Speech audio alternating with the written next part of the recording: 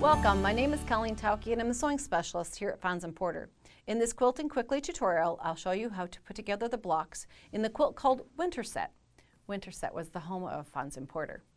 If you'd like to purchase this pattern, please visit our website. We're going to be using pre-cut 10-inch squares, and then we're going to be using a background fabric, a border fabric for accent, and we can get into our sewing right away. So the 10-inch squares are going to be cut in half both directions, so we have 5-inch squares. The great part about using a set of pre-cuts like this is that you get one or two from each of the fabrics in the entire line of fabrics that go together. So all that coordination, all done for you, ready to go. So we have those 5-inch squares, and this is the block that we're trying to construct. It's very similar to an album or an autograph block, those pieces shaped like this that were in a classic block. And we're going to put 4 of them together, 4 units, in order to create the block. So what we need to do is work on those 5-inch squares one at a time, and we need to create units that look like this. We are going to be using small squares of background fabric, and we're going to mark the back side of the fabric.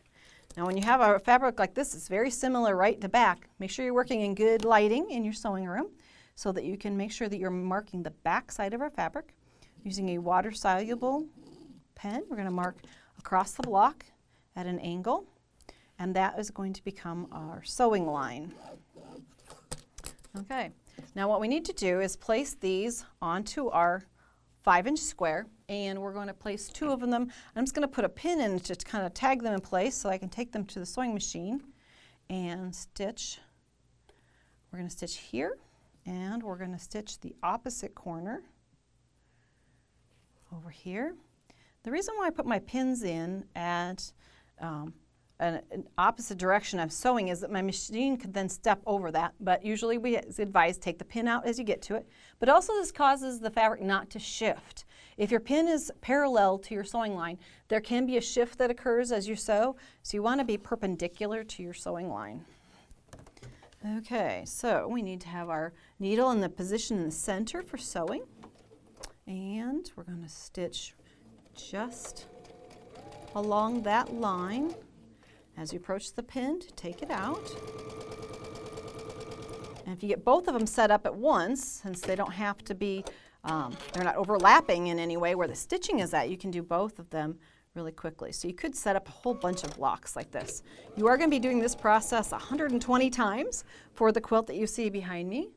There are that many pieces of units that go into the blocks. But since it's repetitive, it's very easy. You could set these all up in a stack, sit down to the sewing machine, sew a lot of them at once, and kind of monotonous after a while, but you could just roll with it and get a lot of them done, chain one after the other. Take these to the ironing board, and we're going to set the iron on there to get it warm.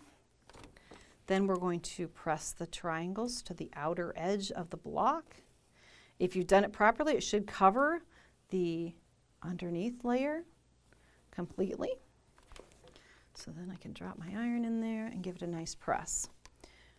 You're going to be doing that through all these different colors, and you can see in this quilt it's very scrappy. These blocks appear in different places throughout the quilt, so all the blue aren't together, all the red aren't together.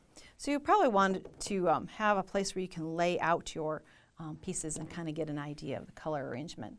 Now that I have these pressed, I'm going to go in with the scissors, and I'm going to trim away those bottom 2 layers. The 1/4-inch seam allowance really doesn't matter at this point because the sewing has already been done. We're just taking out that extra layer, making sure you hold it back so that you don't snip into the interior of your block. And we've created blocks like this. Now we need to take 4 different color blocks. We're going to arrange these. We'll just be following the pattern here. This is like following the diagram in your pattern. And I'm going to arrange these so that the color comes all the way to the center. Now we need to leave a space because from your background fabrics, the instructions will have you cut small rectangles like this to create a row there and a row there. And the last one will go through the center like this to join the block together. Now, once you join these 2, you'll press the seam allowances, and the seam allowances need to go toward the center. That's the least resistance, so it lays nice and flat. Same here, press toward the center.